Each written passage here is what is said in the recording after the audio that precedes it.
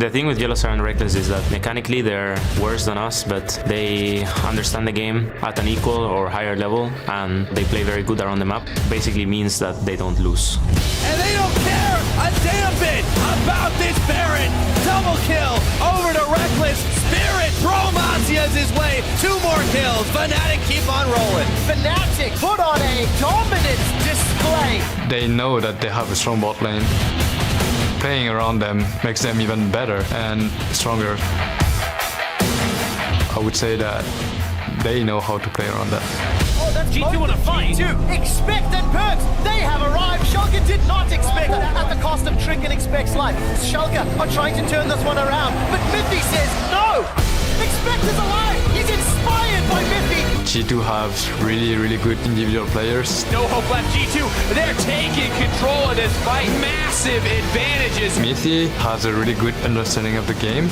But Sven stayed alive, almost uncontested in this fight. Both are really good, but for me, best is our main. What a marvelous display of team fighting. Beautiful team fighting coming in from G2. I'm not sure if there's top teams, but I think Fnatic is strong.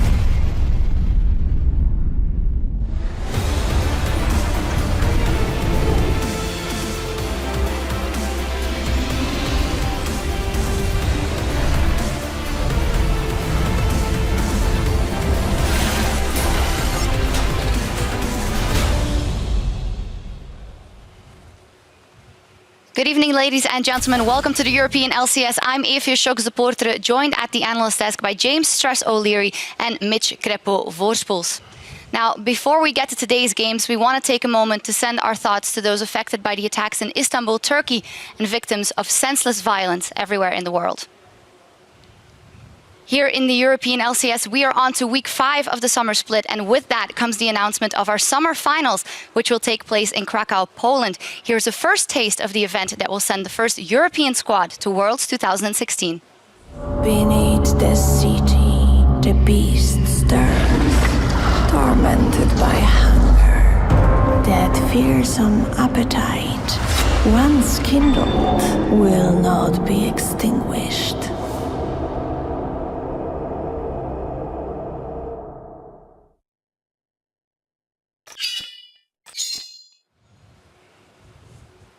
That's not a Cloud Drake. Infernal action over there. Super excited we get to go to Poland for the summer finals. Always the fans are super hyped there. Yeah, just a bunch of people just honestly, genuinely excited about esports, no matter what game you go there for. Yeah. Plenty of times in Katowice, very manly handshakes and many hugs were had there. Very polite people too. They queue very nicely. So I'm actually super pumped to go back to Poland. Especially if we can get a couple of Polish players on that stage, that building is going to have the roof blown off. Yeah, definitely. Our players are very excited to head to Poland. Tickets go on sale tomorrow at 4 p.m. Central European Summertime. And for more information, head over to lolesports.com. We have to get there though, so let's take a look at the standings with the road to Krakow in mind. As we see at the top of the tables, only 1 point separating first and second place, Fnatic and G2. And at the bottom, there's also a 4-way tie at 7 points, and then the Giants, UOL, OG, and Rocket not in playoffs as we speak. Yeah, whenever we look at our standings, you know, week by week, you kind of blink and everything shuffles, every team changes. We're never really sure exactly where to place a lot of teams. We try, maybe, you know, the trying is in vain. Yeah, definitely in vain. If you look week to week, it almost feels like H2K has kind of broken off that top 3 slot and is now joining teams slightly below that. Big props to Schalke for staying honestly relevant and showing it wasn't a fluke, you know, despite having, I think, a very weak week 3 it was. But there's definitely have been performing decently, and they may actually overtake H2K if they keep performing like this. Do you still think of H2K in the same breath as G2 as Fnatic? No.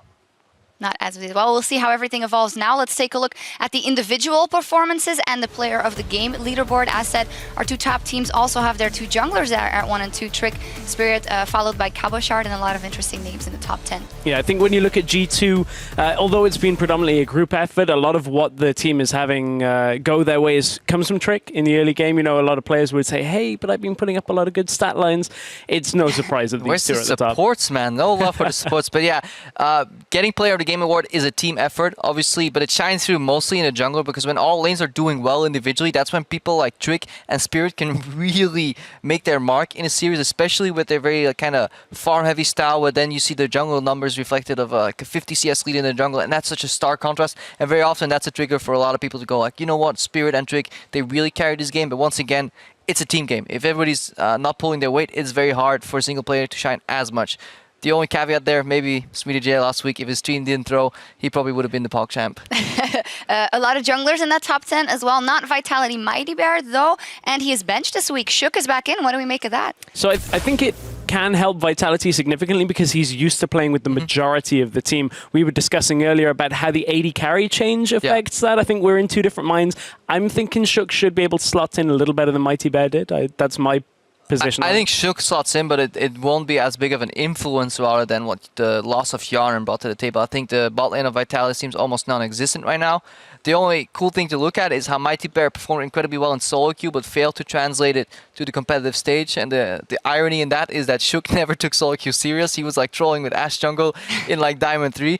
I don't even know what rating he is now, but now he's back on the stage. But he never had an issue kind of at least putting up stellar performances. So if you need like one player that can win you the game, I think Shook is more likely to be that guy than Mighty Bear. We'll see what Ilias Hartsema can bring to the Rift as well as the other players. And let's take a look at the schedule. Starting today, Splice versus the Unicorns of Love here in the arena, while Roccat will be taking on the Giants on EULCS2. Yeah, and then there's obviously that match Vitality versus Schalke. We can finally see Shook put it to the test against some of his former organization in Elements, now Schalke. That's a tough bridge to gap, but yeah, it's there. And Shox is pointing me, get along with it. Shut up. Yeah, I wanted to talk about the match of the week because I can still can. We can. Okay. Well, G2 versus Fnatic is at the end of the day a very nice match of the week in light of recent events. Just 1 point apart. And look, we even have a fancy graphic because I stalled so long. Yeah. We now get to see this beautiful graphic come out. Match of the week. Yeah, honestly excited for it. Perks versus Febiven in an entirely new light. In Spring Split, it was Perks dominating and Febiven kind of trying to catch up. Right now, it's honestly for me, Perks having issues adapting to the meta and still getting overextendingly caught in a lot of situations while Febiven's playing better in my opinion. And our two top players on the PUG leaderboard as well. We're going to have to see which jungler can come out ahead, whether the lanes are winning in all scenarios.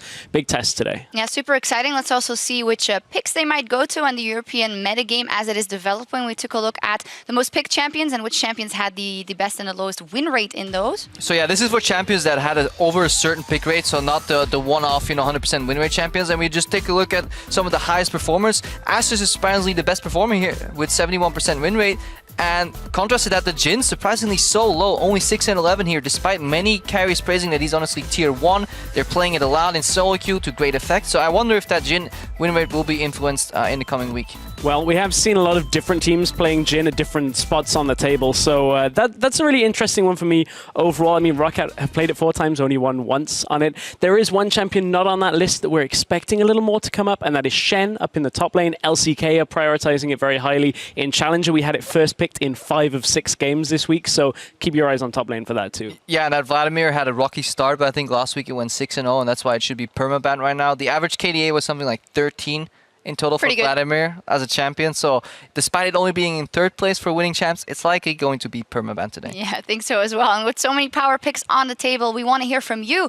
Get on Twitter and tell us who do you think is the most worthy first pick in the current meta and why that might just be Vladimir. Yeah, except for Vladimir. All right, except for Vladimir. In any case, send your responses with or without Vladimir at LOL Esports with the hashtag EULCS so we can check them out in today's post-game lobby. For now, though, let's jump into the action as the teams take to the stage and into our first match of the day in the arena, the Unicorns of Love versus Splice. The Unicorns of Love, they proved that dreams never die. 3-1 they went last week, 2-0 over H2K. What a fantastic performance. Yeah, I share that sentiment, but then I went to actually watch. Yeah, but I went to watch the games. I was like, okay, let's watch it right here. How the Unicorns come back into the season, how they beat H2K, some marvelous gameplay, and then it was pure solo queue. I mean, the moves that worked were fantastic. There was some good cheese in there, some good adaptation. But then some of the windows of opportunity they left for H2K was also like it was yeah, not a very high macro game level play, whatever that word was, but it was just lackluster. Yeah, it was very messy overall. I mean, H2K at some points had a lead in that series in the second game, and it looked like they should have taken it. One thing that we were breaking down is how Unicorns have looked to snowball from the early game, at least, and I think you were saying to me that that was one of the saving graces that actually came. There was actually some really cool jungle pathing from Move, so that's what actually made me very excited when I started to watch the series. I think this was game 1. We can get it up on your screen. We have a replay of that. Move starts on Krugs just as normal, gets a really hard leash from Vizichachi. Then he goes into his red buff, straight to blue buff, so he skips the Raptors. Why is this essential to the story? Because he's also going to skip the Scuttle Crab and invade a rather low HP Gragas in the jungle here. And he wards the red buff first. Okay, no Gragas there. Moves back and says, oh, Jankos is here. And right now, he already starts winning this duel. And from this point on, Move continuously kept contesting Jankos on every camp, and that's how they won the early game. That was how they won the early game, and the other way from that they've used to snowball in at least their wins, and some of the games where they're ahead at 20, is that Move will then go mid lane, set up Exile, but that's when the solo queue kind of mentality where, you know, the map play isn't quite there. They end up losing a lead when they have like a 5-0 Azir, that kind of thing. So Unicorns are still one of these teams that you've still got to be careful in the early game for, but they somewhat undo themselves as the game goes along. Crepo doesn't necessarily agree with their playstyle, but a 3-1 is fantastic for Unicorn. Marvelous result. I'm just very afraid that in some of these phases they were making really good moves. For example, bottom side, Vizichachi and Move were making a really good gank. At the same time, though, Hylissang tried to defend the top lane turret with his AD carry. So that's considered like not respecting the cross map. If you don't respect the cross map, all your plays will even out because a good team will just cross map you. So you need to be like passive on one side, aggressive on the other, and that's what's failing for the Unicorns. They play in a vacuum. Let's look at their opponents then in this one and what they could do against it. Splice, they were 2-2 versus H2K and OG. They have that in common. They both teams beat H2K last week. And if we talk about jungle pressure and the way the enemy jungler likes to play, Trashy is a bit more coordinated, and I think he might have a good eye on the moves of Move around the map. Yeah, we were speaking last week to Perks, and he was singing the praises, actually, of Trashy as being a jungler that you've really got to watch out for. And specifically, again, we're looking at the early game here. You can see just how heavily involved he is with everything Splice want to do. You know, Perks was talking a lot about how Trashy likes to counter jungle, counter gank, that kind of thing. It's not always the most proactive play, but Trashy seems to be in the right place at the right time a lot. Yeah, Trashy's playstyle is oriented around neutralizing opponents rather than snowballing himself. That's why if you look at, for example, you know, percentage of team gold, he ranks very low amongst junglers because he doesn't require all those resources, but he looks for the counter ganks, he looks for utility, very often on tank champions too, looking for the engage, and that's why he ranks so high in these assists, because he's spending more time trying to influence the lanes that then hopefully carry him through the mid game. He does a lot more with less. We're going to take a look at the matchup that is going on in the EULCS studio in just a bit between Roccat and Giants. The story of Roccat this split so far, unfortunately a solid week 2, but then 1-7 they are in weeks 3 and 4 of the European LCS. That is horrible. It's pretty bad. I mean, week 2 is when I jumped on the Roccat train, and I'm like, I like their drafts. Yeah. I liked, you know, what they were doing. They even then admitted that their early game was their weakness, and then in the next 2 weeks haven't fixed it at all. Yeah, 1-7 in the last 2 weeks here. It almost feels like you're watching Dexter, the show, not the player. Starts off very strong, but the later seasons you just wish never happened. So it's disappointing for Roccat because they have it in them, but they just need to shore up those weaknesses in the early game. And it's the same story every week, but if nothing changes, we have to repeat the same story. Yeah, exactly. They have the most deaths and the least kills in the first 15 minutes of the game is what we saw there as well. You just have to stop the bleeding, and then you can start working, in my opinion, and they'll have to start versus Giants. If we look at Giants, also a team that we've seen good things from. Then last week they had a game that they almost had that got thrown because of the Gilius Baron steal. But what are the elements to look at here in that team? Well, as the casters last week were talking about, it's that triangle, the trinity of players for Giants. It is actually what they can use as kind of a backbone almost to the top jungle mid. When you look at how they're performing, it's actually probably above where you would expect Giants to be right now on an individual level. But the fact of the matter is for Giants, they keep letting things slip across the map. They're just not quite coordinated at all times, and that's given them some losses that perhaps they shouldn't have taken. They have the symptoms of being, honestly, a new team. It almost feels, they don't feel like, for me, like an LCS veteran. They feel like a first split team that is honestly working on the foundation still, that will only win if individual members step up beyond what's required of them. Big example is their Smitty J. Yeah, we'll see if he can today, and that's enough from us here at the Analyst Desk for now. As the teams ready themselves for the Rift, let's hand it over to our casters.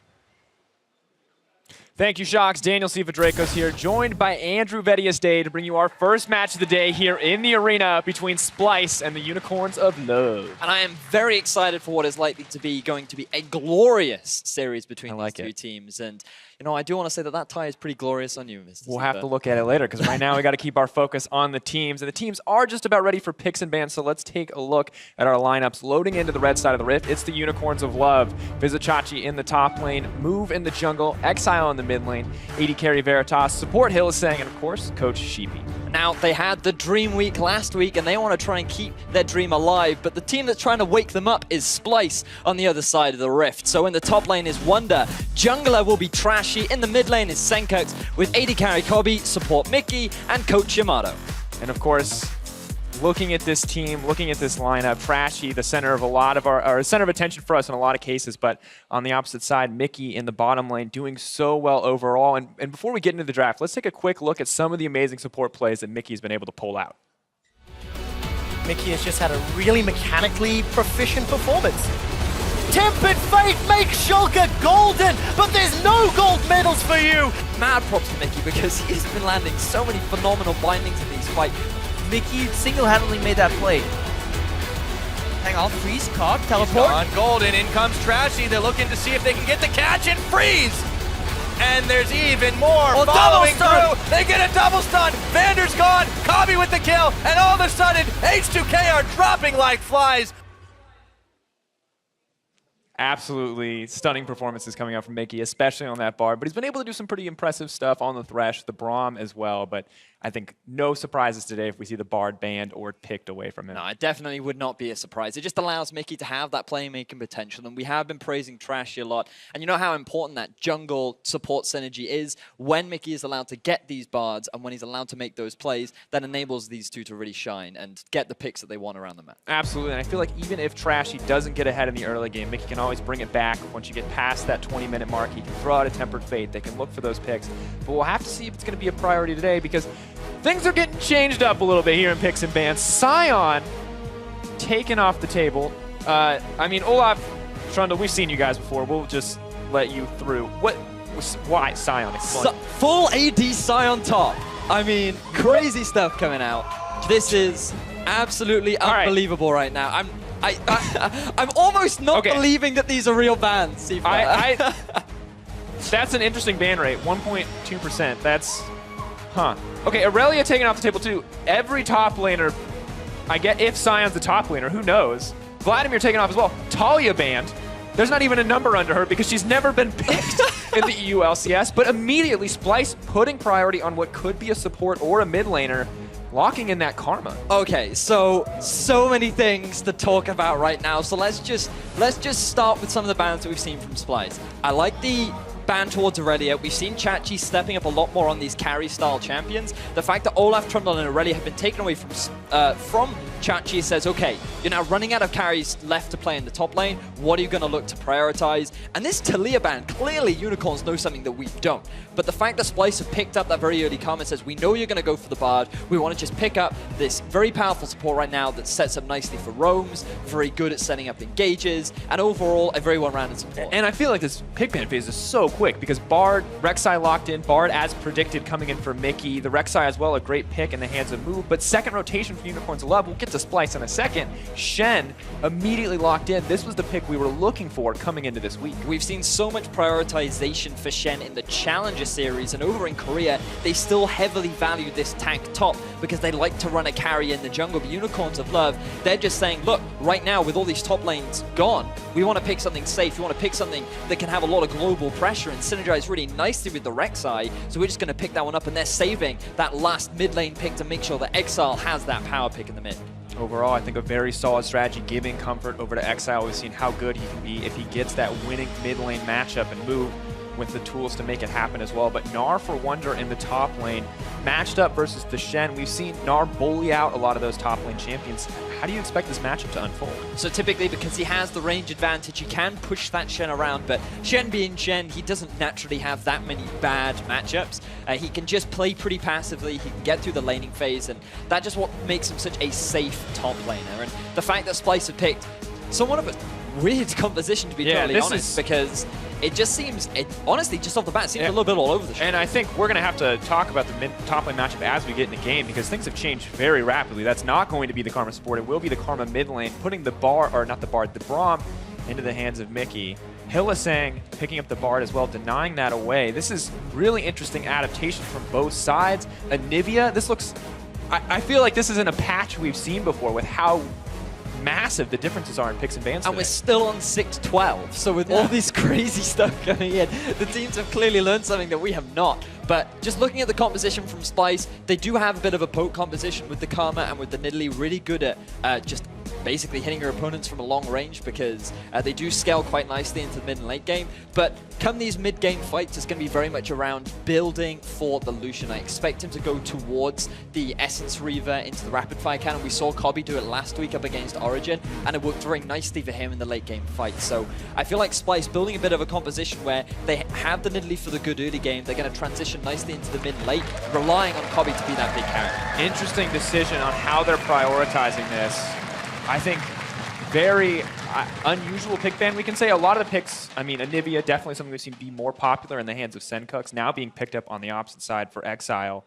And both these compositions, a little outside the box for what we're used to, but a lot of things that we have seen before. Of course, guys, hop on Twitter, tweet at LOL Esports, hashtag SPYWin or hashtag UOL depending on where you put your faith in this best of two. We're geared up for our first game of the day here on EULCS1. This is, we called it, glorious game, Seeker. This will be a glorious game. I was wondering about your word choice, but now I see. That is we'll call that a good predict on your use of adjectives there. But I want to talk a little bit about this composition coming out from Unicorns, because it is very well-rounded. I mean, you have a very solid front line in the form of Shen and Rek'Sai. You have global pressure. You can easily set up a 1-3-1 comp, which we have praised Unicorns of Love in the past for really being their go-to composition, but they've also got such great team fighting. Bard, very powerful at isolating targets, using that crowd control that can be so irritating to deal with. He's also acting as the engage. You've got Anivia and Jhin. Will take a little while to ramp up, but can definitely have such massive impact and control in these mid-game team fights. And I really like this well-rounded composition that Unicorns have decided to bring out. Absolutely. Splyce as well, trying something very different this time around. Very supportive mid laner, putting Mickey on the Bard instead of opting for that more ranged support. We're going to have to see what kind of plays he can make this start to the game. Wondering if we're going to see the lane swap. Lucian, Braum headed to the top side. Not a whole lot of information traded in terms of vision overall. This may just be blind. You got to assume that, I mean, how does this lane phase play out? Because on the one hand, you have the terrifying Braum Lucian, so lethal, but they've got that melee support into the Bard, and we've seen how much work Bard can do in these exchanges. He certainly can. I mean, Bard's, just as a champion during the laning phase, is very obnoxious to deal with. And to be fair, you can't underestimate the damage that Jhin has. When he has that fourth shot that's guaranteed to crit you, it's something that's always going to pack a punch and force you to play a little bit more defensively than you would typically like to. But meanwhile in the mid, this is actually quite a difficult matchup for the Anivia, simply because she doesn't have the same sort of pushing power as the Karma early on. And it's very difficult to trade back with the Karma simply because she has that shield. She's very slippery, and she can play as aggressively as she wants, especially when you have the safety of a Nidalee jungle that's always going to be power farming and trying to be aggressive towards the enemy jungler as well. So positive matchup for the Splyce in the mid, and they also have a positive matchup in the, well, bottom half of the map as well with this with the top laners. You have the range advantage, you have that Nine. While Shen is very safe, it's always something you have to be very mindful of early during the laning phase, because if you're just going to sit and take all those shots, it's going to force you out of lane very quickly. Absolutely. We've seen how irritating that boomerang harass can be. But right now, Chachi actually taking control of the lane. May get harder as Wonder gets a few levels under his belt.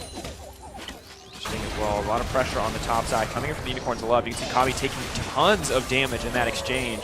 Veritas looking very comfortable on this Jhin in these exchanges. And Hylissang really putting the range of that Bard to good use. So something about Hylissang's Bard, he actually has a 3 out of 3 in terms of wins without that Bard. He has only, every time he's gotten it, he's won the game. He has a KD of 7 with it so far, and when we saw him bring it out last week against Roccat, it was very impactful in what he was able to do. So the fact that not only were they able to get it for themselves, but deny it from Mickey, I do think was actually a massive pickup for the Unicorns of Love, and you're seeing how much aggression he's being able to put down onto the bottom lane of Splyce right now. Yeah, working out very well. Of course, looking around, we talked about both junglers here, and Move kind of taking his time to apply pressure into either lane. Do you think he's going to set his sights on bot lane after this? Well, you have to bear in mind that Wunder is very overextended in the bottom half of the map, but Trashy is hanging around as well. He's trying to get a bit of deep vision down, providing the support for Senkokes that we were just discussing, which is very much about, okay, Senkokes, we know you want to play aggressive, we know you want to shove this Anivia underneath the turret, so I'm going to make sure that you have the vision to keep you a little bit safer as you play further up in the lane. But Wunder, he's getting the same sort of treatment in the river. He's put a deep ward down. He's just very mindful of the fact that Move could look to try and make an early gank. And on this Rek'Sai, you do have the potential to do that, but it looks like for now, Move is just trying to keep up with Trashy in the farm department. Doing okay so far. Rek'Sai opting for the early Sightstone purchase, however, a lot more of a supportive build path coming out from Move, especially after the aggressive performance that we saw from him last week against H2K. So maybe looking to adapt, stray away from that solo queue style, as Crepo called it. Looking to just be a vision source for the team in this early game. Well, he's very mindful of the fact that Trashy wants to play aggressively, so he could be looking to set up a defensive vision line in his half of the jungle, so he's always aware of if Trashy is going to try and make any sort of invade and look for any kind of potential flank on his laners. And it's not something completely surprising when we just think of Rek'Sai in general. He synergizes very nicely with the Chilling Spider, makes it much easier for him to get that knock-up up, and he values a lot from the health that he gets from the Sightstone. So a nice pickup from Move, and I do quite like it. It really does iterate exactly what you said, where he is trying to shift more away from this solo queue style and playing more towards it. Absolutely. Tricky shots coming in from Veritas on the top side of this map, but the junglers are going to meet at least for a second here. Things look to be relatively calm in this early game thus far. Crowds cheering for a ward. That's usually a sign that it's a pretty passive early game. I mean, what is the big break point here between these two teams? When are we looking to start seeing these exchanges? So both teams take a little while to ramp up. If Kobe does decide to go for the scaling itemization with the Essence Reaver, then he's not going to be looking to fight anytime soon, especially against a Jhin who is very likely going to go towards the Ghost Blade first, which just naturally gives him more power in the early game. But hang on a second, look at Trashy, he's looking for a gank in the top. Mickey leaping forward, trying to make something happen. Hylissang, no fear. Whoa. I mean, normally I'm a little more scared of Nidalee than that. Hylissang must know something that I do not. I just had this thought of Hylissang walking up and going, "Get out of my lane! This is mine!" And he just pushes Trashy out. I mean, Bard can't even talk, so that would be kind of scary, right? That'd be the first time we... Yeah, just like, oh, hey, look, it's a happy, chimey Bard. Get out of my lane! The dream. But in any case... Trashy respects it, whatever it is. Great aggression from Hylissang. Really like that play, just forcing Trashy away from that potential early gank. I still don't understand it entirely, but I mean, it worked out, right? Relieving at least a little bit of pressure. But now it feels like Kabi and Mickey, with a few levels under their belt, are much more comfortable pushing in. And despite our initial predictions, Shen is actually destroying Gnar in these exchanges. Well, I mean, he has a minion wave in his advantage, you know, pushing towards Wunder. Not only that, when he is in this mini Gnar, he is surprisingly squishy. So if you get on top of him with the Shen and you use that W to mitigate a lot of the basic attack damage, then enables you to come out ahead in these trades if you time it properly. And it's one of the advantages of Shen, you know. Typically you would imagine, oh, he's at a range disadvantage. This is not a matchup that he should typically be winning. But if you take advantage of those windows and understand how to properly utilize the Shen pick, he can be considered a pretty safe laner. Yeah, and you saw good use of the Spirit's Refuge coming in there from Vizicachi, blocking out as many of those auto attacks as possible. Of course, this is kind of the shifting point in this mid lane. Level 6 for Anivia. No longer scared of all of the poke damage coming out from Senkokes when he can just kind of push the wave and walk away.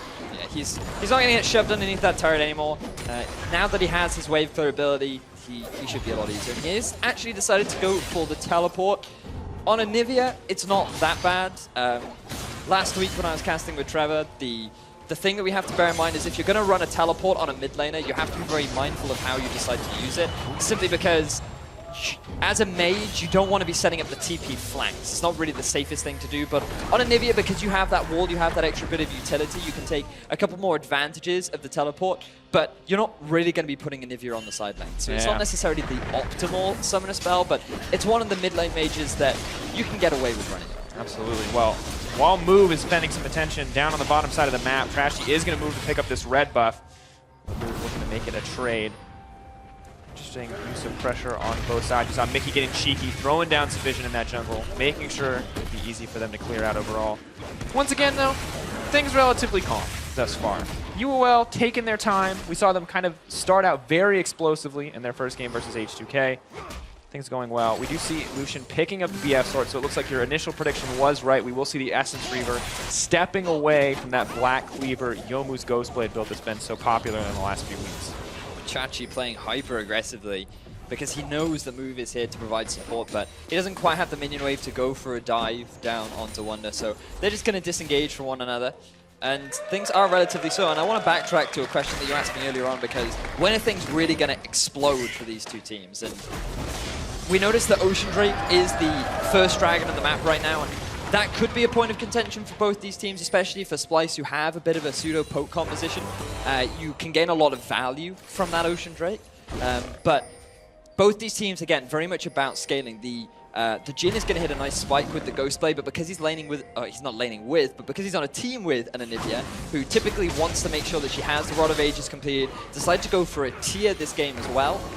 You can clearly see that they're going much more towards the scaling style of play, and Splyce are in a very similar boat, so very likely that we're not going to see any action until the 15 to 20 minute mark, which just allows us to talk more about stuff. Yeah, and apparently occasionally you see Senkux's menacing face in the background. Menacing? I mean, I can't actually see. It was kind of light, hard to actually see facial expression. You can see Trashy on your screen in the corner, and you can see these trades not quite going as favorably as they were in the early game for Senkux. I mean, waiting for this break point, it just seems like neither team really giving each other the opportunity to make any kind of crazy plays, but despite that, I do feel like Wonder's pushing a lot, or Chachi's pushing him back. It seems like there's a lot of action on this top side, but junglers, rather than going in to make plays, are just hovering around to make sure no one else intervenes. I feel like for Move right now, his priority should just be making sure that Trashy can't do anything super impactful with the Nidalee early on. Oh, that's a nice start. Denying that back on the top side. All right, we got some time here, Vidius. We got some time. So they want to shoot the minions. They don't want to shoot each other. I respect that. Yeah, I like it a lot. It allows you to I get love gold. farming. Yeah, I do love farming. Look at Move, though. Oh, here we go. Oh, that's the play we were waiting for. Senkux suddenly in trouble. Chachi flash in. Nice connection. Good first blood pickup. Double globals come out. Mid laner goes down. UOL picking up first blood. So you were just discussing about the fact that, hey, these top laners going back and forth, but jungler's not really making a plays. Well, Chachi says, hey, how about I help out my jungler make a gank in the mid? And what clean execution coming out from Unicorns of Love. They realize that Senkux ever so slightly overextended in the mid. The flank comes in from Move to cut off his escape. Senkux uses that flash very early on, which makes it very easy for the rest of Unicorns of Love to chain their crowd control and get exiled the first kill of the game. I think a great play thus far, and we've seen exactly how lethal the Unicorns of Love can be when they manage to get their mid laner ahead. And additionally, kind of the bonus prize on top here, the Ocean Drake dropping the Unicorns of Love as well. So gonna be happy with that bonus regeneration, especially for a mana-hungry mid laner like Anivia. And the next one's going to be a Cloud, so not quite. So have a look at this gank from Move. Very patient in his setup. Senkux thinks that Exile isn't even anywhere near the lane, so he's not quite expecting the collapse. And the moment Senkux just ever so slightly steps up, he decides to flash in the wrong direction. He realized that if he'd flash forward, he's just making himself closer to Move to then get the knock-up. So or the stun. It feels like there's no right choice. There were very few. There was good patience from Unicorns to just wait for Senkux to ever so slightly overstep, and then they punish it instantly. Yeah, a lot of patience there overall. Mickey, though, suddenly caught out. Hylissang is on his way in. Here comes the Nidalee from the back. Spear just out of range. Mickey goes for the disengage. Heal comes in. They're backing off. Jhin says, curtain call, boys. Picks up one. Kabi making his way out of that one quickly. TP canceled out. Unicorns of Love are dominating the top side of the map. Great collapse coming out from Unicorns of Love, and they're finding themselves another pick on the board, slowly accruing themselves an ever so slight gold advantage, but now with 3 members strong, they're looking to take their first turret of the game. And I'm loving this proactive play. The gold difference not massive yet, but it is going to start to grow as Unicorns of Love look to take down their first tower. Hylissang trading blows. Snare coming in. Kabi in trouble. Oh, they've locked him down. That's a meal for somebody. Who's going to pick it up? Kabi wants to get something back. Flash in. Hylissang. Solo kill. What? Exile in the mid lane. My God, Unicorns of Love, they don't need to worry about cross-map plays. They own every inch of it. Feels like the power of pink today, man. I mean, aggression all across the map coming out from Unicorns of Love. And yes, Splyce, they're going to answer with a turret down in the bottom half of the map. But the fact that Unicorns of Love have built themselves up such a massive gold lead so early on, This looks like a completely different Unicorns of Love from what we're used to seeing. And now taking the Rift Herald as well. This is excellent play coming out in Splice. On the back foot here. It doesn't feel like they've had any opportunity to respond at all. You saw so much of Wonder's time just spent plunking away at that turret. He couldn't even come to the fight. TP wasn't followed through on, and really, Unicorns of Love making great use of the advantage in globals. Yeah, I'm really excited to see the replay, and here it is. So Mickey, he tried to clear out the pink ward, wasn't expecting the fantastic magical journey coming out from Hylissang to get the damage down onto Mickey. Good disengage, but then because of the teleport, it cuts off the escape route, and then after Unicorns of Love pick themselves up their first kill, the teleport gets cancelled out from Wonder, which means that there's no follow-up there, and then Unicorns of Love, they just continue to press their advantage. Following that, Exile, he gets himself a solo kill in the mid, and I mean, hopefully we get to see a replay of that, because Exile, we've been praising his ability. It's looking like a little bit of a replay right now. They're running into the bush again to try to take down this pink ward. It's not going to cost them any blood this time around, but I mean, absolutely. I mean, we were wondering when the breakpoint was going to be, and it's just a sudden burst of aggression for Unicorns of Love, and with the Shen ult now coming off cooldown as well, Rek'Sai now moving in, coming to top side. I'm wondering if we're going to see another fight here. The interesting thing is, this isn't Unicorns of Love necessarily forcing these plays. They're just taking advantage of the fact that Splice are just ever so slightly overstepping. Hylissang, he has the Tempered Fate. He's looking for the play. He wants to get it locked down. The Jhin setup, curtain call comes down, unbreakable. Will it be enough? But the rest of Unicorns of Love are here. Where did they come from? Mickey gets the ult down. Nice animation cancel, but he's set to die. Trashy running away, tail tucked between his legs. Unicorns of Love taking advantage. Sheepy could not be happier with that exchange. Another great collapse coming out from the Unicorns of Love, realizing the fact that Splice's bottom lane do not have a turret there to defend them.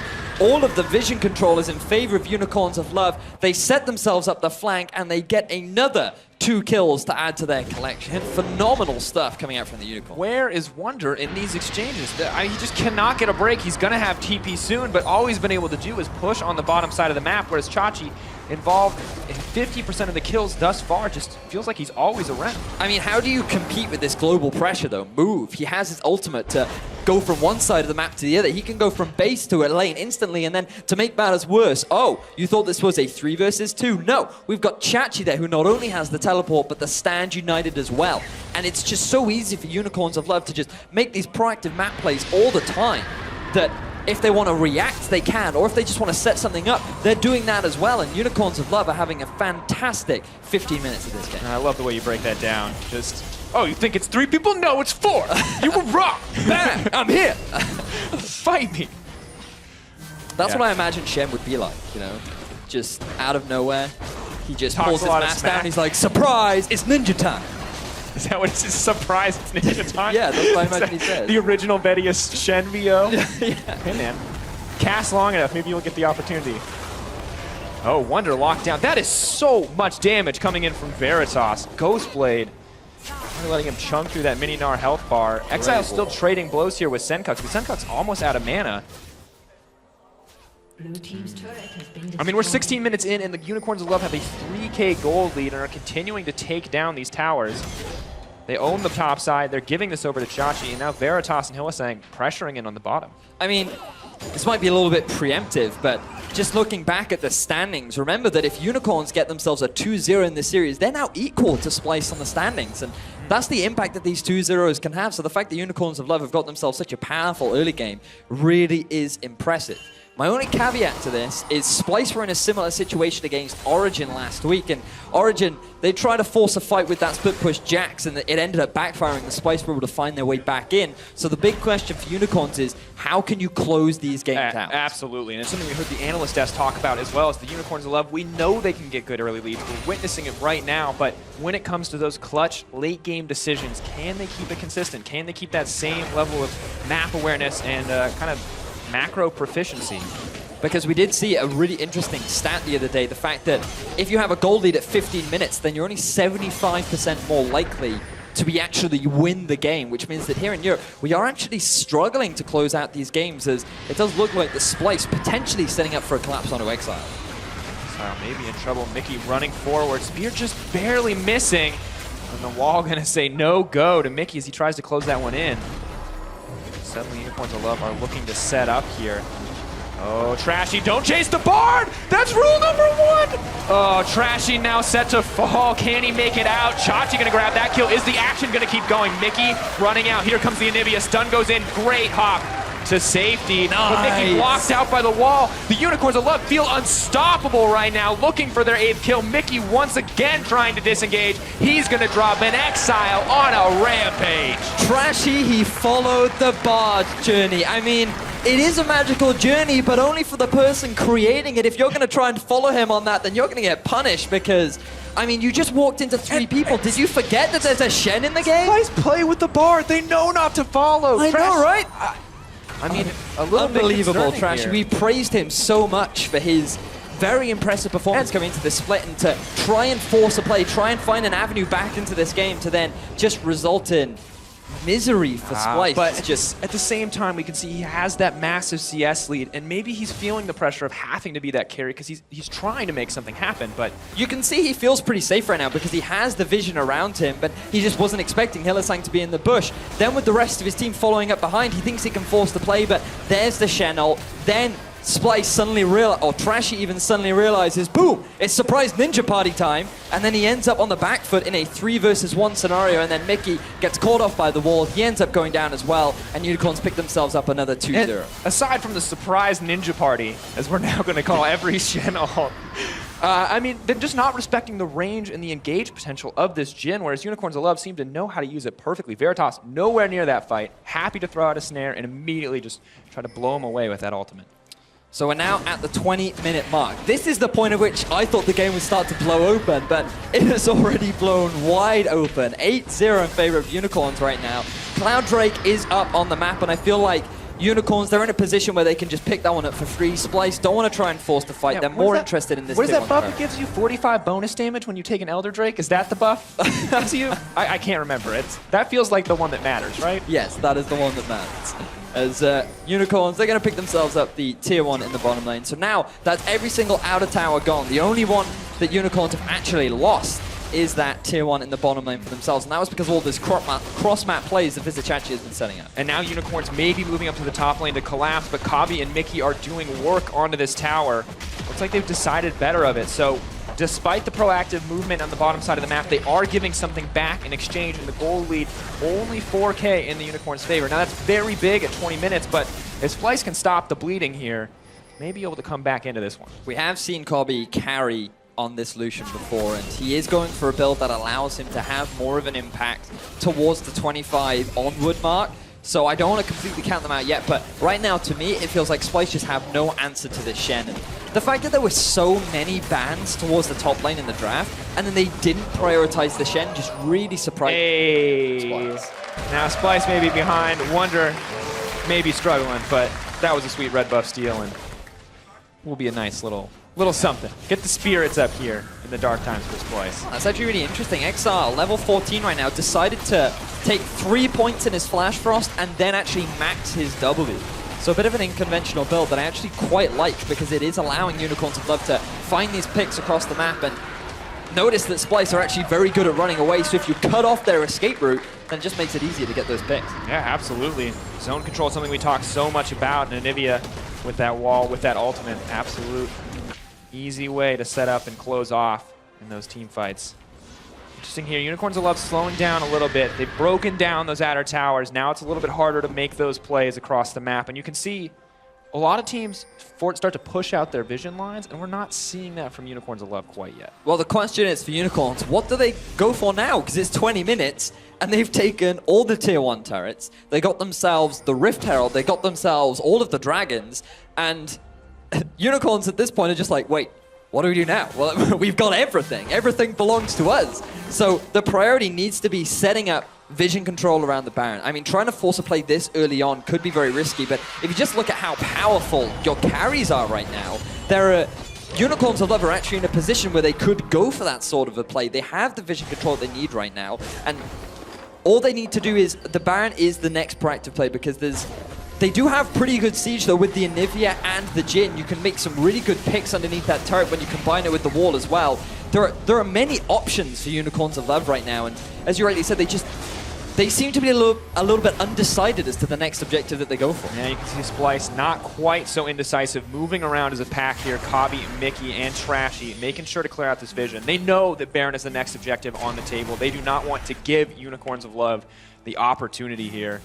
Next Drake, of course, going to be that Ocean Drake. Unlike the Cloud, this one could be contested overall. Are we getting cheers for Cloud Drake now? Is Cloud Drake the new Ward? Oh, man. So, hopefully we won't see as many Cloud Drakes over in Poland, because that video looked like one scary dragon. Yeah, that was a terrifying... I did not... You could change the dialogue completely, and I would never know that that was not a preview for some epic fantasy movie. Yeah, I know, right? I thought it was really good.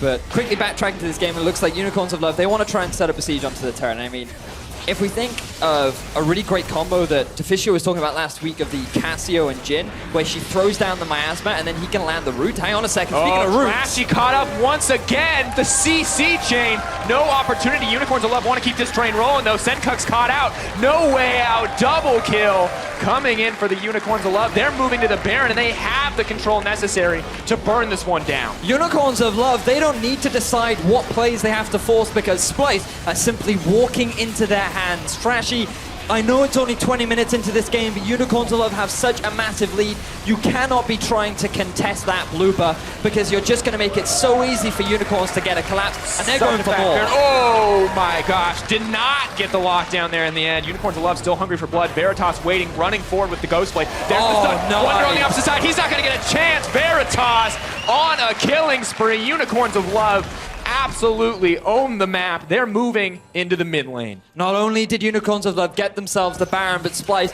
they wanted to try and salvage whatever they could from that situation, and unfortunately for them, all they could do was give away a couple more kills. Hylissang, no fear, but Splice is ready to fight back. Hylissang set to drop. No, Shen isn't going to be enough. Veritas caught behind enemy lines. The turret's going to drop. Can Splice turn this one around? Exile, so much damage. Snare not going to come out. Wonder hungry for blood. Meganar is on the way, but Exile is dominating. Will it be enough? Trap goes down. Dissuades any further advancement. Senkuk's has to flash out. Snare not going to connect. Splice trying to fight back, but it is a bloody brawl, and Unicorns of Love make it a 1-for-1 trade in the end. Exile is playing this Anivia so well, and Move, he just does not care about the damage that Kobe is trying to pull out. I mean, really impressive stuff coming out from Unicorns, constantly finding pick after pick, and while Hylissang, he tries to continue on with the aggression and ends up getting punished for it. Unicorns still get themselves the turret, they still get the kill down onto Trashy, and now they've extended their gold lead to 7k. And we're gonna have to watch this again, because this is just a fantastic pick from Unicorns of Love. Why is Trashy here? There is no need for you to try and contest that blue buff. Just give it away. It's just very greedy trying to take that one away. You know that Baron is on the cards for Unicorns of Love. Moments ago, you were setting up vision around that play, and then you just go and give away a kill, and you give Unicorns of Love the free Baron that they've been looking for. And not a good spot for Trashy to be in. 3 deaths this game, getting caught out time and time again, and costing so much more than just the difference in gold from those kills, costing them the Baron in the end. Splice need to tighten this play up. They need to stop the bleeding. Something we thought we were going to have to say about Unicorns of Love. Yeah. But I mean, it's on the other foot this time around, and Unicorns of Love pushing in for deeper vision, looking for more, and they have made mistakes, but their play is looking so clean this week. It certainly has. I am blown away by how well Unicorns of Love has been playing, and we highlighted Move at the start of this game, but the entire lineup of Unicorns have been impressing me. Chachi on the Shen, always using those ultimates so effectively. Exile getting a solo kill down onto Senkuk's. Just the fact that Hylissang has been constantly finding these picks, he has given away the only death on his team, and shame on you, Hylissang, for ruining that almost perfect KDA of Unicorns of Love, but still, overall, very well-rounded team that has performed phenomenally and executed their composition to perfection. And I mean, really, Unicorns of Love, we had a large list of problems for them when they fell down to the bottom of the table. I don't think a single one of them was not having perfect KDA. I think in the scheme of things, that's probably okay to have the one death, especially with a performance like this. But they still have to close out. The Baron buff is faded, or is fading fast, rather. It's going to make it very difficult for them to siege up if they cannot find an advantage, if they cannot make proactive decisions. So they could go for a 1-3-1 right now. You have Move, who has his ultimate available. to just quickly join in the fight if he needs to. You've also got Chachi, who very well known for being a split pusher. Not only in his playstyle, but also in his champion pool with the Aurelia, with the Shen, with the Trundle, and Shen just makes it so easy for him to set up those 1-3-1. Do you think that's going to be the 1-3-1 or the 4-1 with the Anivia, just to make sure that those sieges go well together? Well, this is it. They just have so many options available to them. If 1-3-1 is a strategy they're extremely comfortable with and they know has worked for them in the past, and that's the strategy they can use to try and force this. However, they can go for the 4-1 as well. Rek'Sai doesn't really offer very much in this 3-man unit other than that somewhat tanky front line. But he's still, it does make it a little bit safer for Exile to play that a little bit more aggressively, because he then knows that he has moved to act as that little bit of a dangerous threat. What I'm not a fan of is sending Veritas into the side lane. He is your AD carry. There's very few ways for him to actually join the fray, and he doesn't have that much vision in his jungle. Splice. They smell blood in the water. Question is, are they going to get the pick? Nope. Nope. Exile throws down the wall. He's overextended enough. He's not making mistakes anymore. The first few weeks were rough, but he's turning this one around. Starting the siege up on the bottom side. Chachi getting ready to push on the top. Unicorns of Love have control, but can they get this tower? Well, they're going to try and set up the siege. Remember that Exile does have that wall, so one overextend. Snare going down, a lot of poke, but Exile so low. Wonder moving forward. Meganar is available. Are they going to be able to get it? Hylissang stunned up. Is he? No! Makes it through the journey. Trashy flashes out. Doesn't want to get the stun. They haven't killed Hylissang yet. They haven't had an opportunity. Where is Chachi? In comes the Shen. Wonder caught up. Locked down by the wall. He knocks Exile back. Can they turn it? No! Unicorns of Love once again take control. The gold lead is too massive. Veritas, is he going to hit the shots? Kabi, he's going to fall. Oh! Great shot coming in. Unicorns of Love get the fight in the end. Splice overextend, and Unicorns of Love outplay. I love the mind games from Veritas, because he fires the first 3 shots down onto Kobe, and then Trashy thinks he's going to use that last shot to get the kill onto my AD carry, and no, he quickly changes his sights, gets the headshot down onto Trashy, and secures himself a 4-for-1, which is exactly what Unicorns of Love need to break into the base of Splice. Chachi wants to keep this ball rolling too. Backing off from Senkux in the end, but wants to keep that pressure down. First inhibitor of the game set to fall. Mickey, not enough to stop this one out. Veritas burning through it so quickly. My God, Unicorns of Love, 11K gold lead, 30 minutes into the game. I'm just blown away by this performance so far. There was nothing in the first 10 minutes. We didn't see anything, and in the last 20 minutes, everything has gone in the favor of Unicorns of Love, and they've been making plays constantly. Truly deserving of the title, Glorious, I would say. Just fantastic overall play. I already praised you for your I know, but I gotta keep bringing it, because the word is so... I love the word, and I'm so happy that Unicorns of Love were able to deliver on our promise, Sifa. I mean, what a fantastic game so far, and to be honest, expectations-wise, we thought that it was going to be very one-sided towards Splice, but let's just have a look at this replay, because Hylissang takes a lot of damage, ends up getting caught out. And just look at the wall from Exile, right? This wall was so good in terms of its placement, because it just locks up both Mickey and Wonder, and it completely cuts Trashy out of the fight. Kobe, he is investing all of his time into getting the kill onto Hylissang, and he doesn't even realize that the rest of his team is dying. And look at the fake out from Veritas. You think it's going to go for Kobe. Boom! Straight onto Trashy. 1K crit. I mean, fantastic play. Shots like that, Lil Jon would be proud. Do you actually get that reference? I'm so proud of you. Wonder running for his life, though. He's set to fall. Veritas unstoppable. The start of this game, I may have been surprised, but no longer Veritas, the cleanup king this time around. Unicorns of Love, round 2 on this Baron. They're looking to set up another pick. In comes the Tempered Fate onto 2. Mickey on the backside flashes over the wall to safety. Hylissang all alone. In comes Shen to save the day. Surprise Ninja Party is gonna get canceled. He's not gonna make it through. Veritas in trouble. Trashy burned down. Unicorns of Love are too far ahead. Move making his way in. Kabi making his way out. Senkux now set to fall. Unicorns of Love going for the style points here. Ace for Veritas. Ace for the Unicorns of Love in mid lane. Now they're center of attention. They can move to end the game. Unicorns of Love with a clean 1-for-5 ace. The death timers are long. We're 33 minutes into the game, and Unicorns might be looking to pick themselves up another win. We have to be mindful, though, because it depends on how quickly they're going to be able to take these turrets down. Wonder is still alive. I don't think it's going to be enough. Mickey on the way and maybe hoping to block this one out. We've seen a lot of close calls when it comes to inhibitor takes, or rather Nexus takes in the last week, but there's not enough here for Splice. Unicorns of Love moving up 1-0. What an insane game one coming in on the red side of the map. Very enjoyable game to watch in Unicorns of Love. I don't know what's happened, but they have found some serious mojo, because this is really impressive to see from them right now. They drew a very impressive, very well-rounded composition. They executed upon it perfectly. And I do want to highlight that they were punishing Splice very largely for their overextensions. Like the gank in the mid lane was Sankirk's overstepping ever so slightly. Same in the top half of the map. They took advantage of the fact that Kobe and Mickey overextended. But then once they had that early lead, so proactive. And this is the difference in what I see between this set and the H2K set, is that in that set, H2K were trying to force plays on an even gold. Splice, at least in those circumstances, were trying to fight their way back. It kind of makes sense. But in the early game, Unicorns completely took control. I mean, took 10, 15 minutes for them to get started up, but once they were able to use those cross maps, everything came together to them. But with Unicorns of Love taking game one, let's head over to the analyst desk to break down how exactly they did it.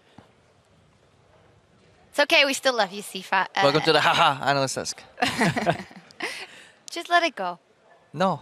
Okay. It's a new kid. You gotta throw him on the New bus. kid. Okay, Unicorns of Love. Our main talking point before this was, Crepo, you were very, very critical of them, even in their wins with their solo queue-esque mentality. Yeah. They absolutely crushed Splice. How much of that did you still see, and how much did they take a different route to victory? I mean, it won't change in like a single game, but it does seem to me that the Unicorns came out with a simple plan, a composition that had a certain way to be played, and they played it expertly. I can't take much away from them this game, honestly. Really clean snowball. Yeah, I was keeping my eyes on the other game, Rocket Giants, which is still going on. Took a look at picks and bans. Was a bit of a weird one when it came to the bans that Unicorns had, the Scion, the Talia. Any insight on that from you? So there's some Talia players in Masters and Challenger, and what they've shown is that if you truly put an insane amount of time on a champion, she's just annoying to deal with, because nobody wants to play Talia if you're in an LCS team, because you don't want to put in the amount of time. So when somebody does pick her up, you don't know the matchups.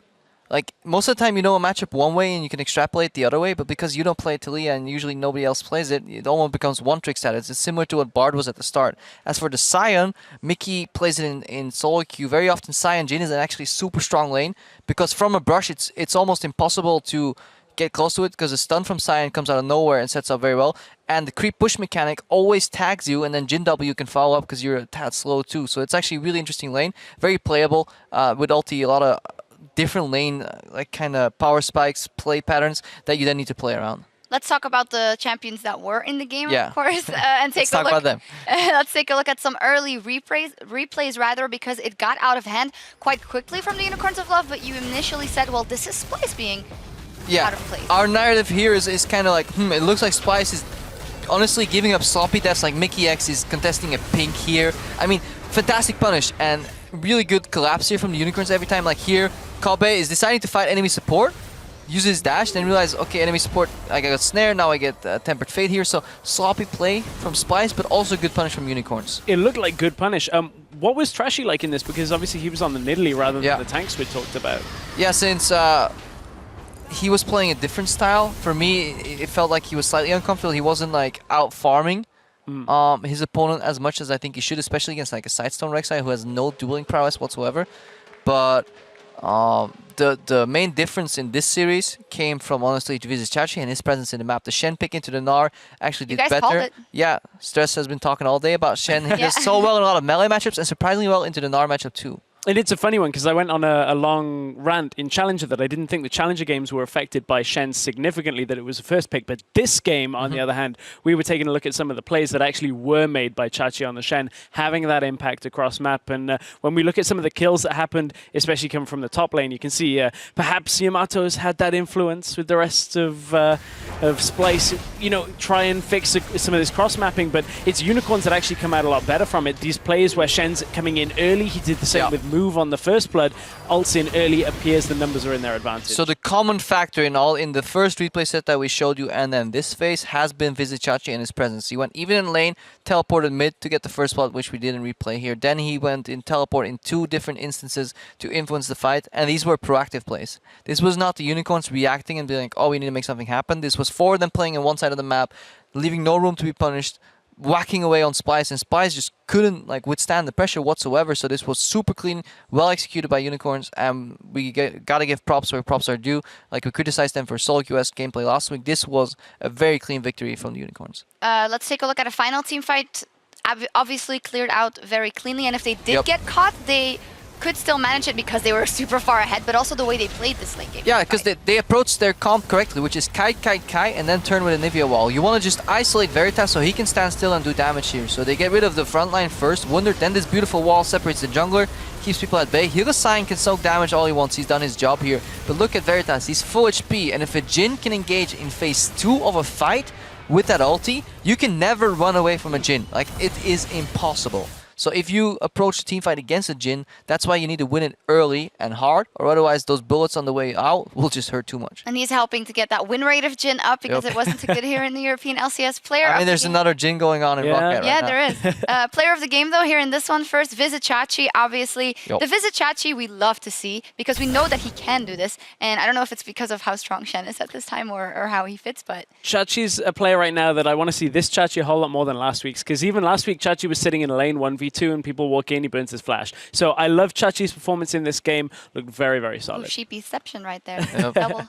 2 sheepies. Yeah, and there you have Romano, the manager who's dressed up all pink. He dyed his eyebrows pink. It's not like spray paint or anything. It's literally he went to the hairdresser and is like, hello, miss, can I have pink eyebrows?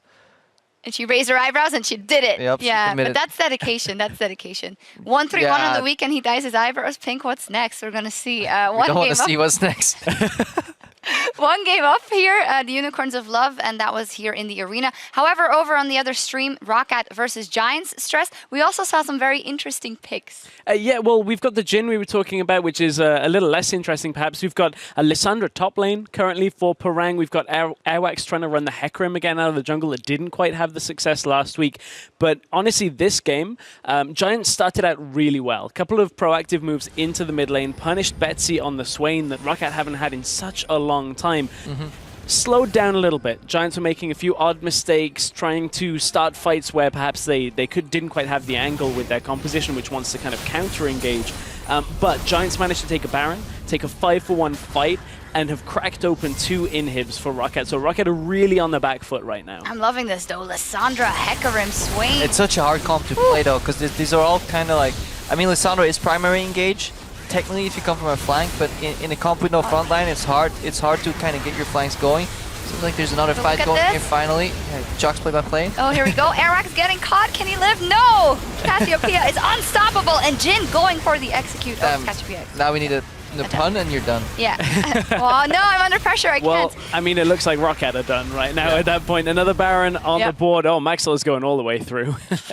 That looks like it. You guys can catch the tail end of that game on EULCS2. Roccat versus Giants, but you're going to have to hurry up. But with UOL 1 game up over here, we're going to see if Splice can bring it back and salvage a draw. Don't go anywhere. The EULCS continues in 3.5. Our game plan is always tempo, pressure, 1 minute ahead, and also making sure that we find ourselves. Because when we find ourselves and when we are ourselves, we accomplish great things. That's the play we're waiting for. Zenkuk suddenly in trouble. Chachi, flash in, nice connection. Let's kill it. Kill it. Nice. We can fight. I will go. Okay, no flash. Can you catch? Nice. He knocks Exile back. Can they turn it? No! Unicorns of Love once again take control. The gold lead is too massive. Veritas, is he going to hit the shots? Kabi, he's going to fall. Oh! Great shot coming in. Unicorns of Love moving up 1-0.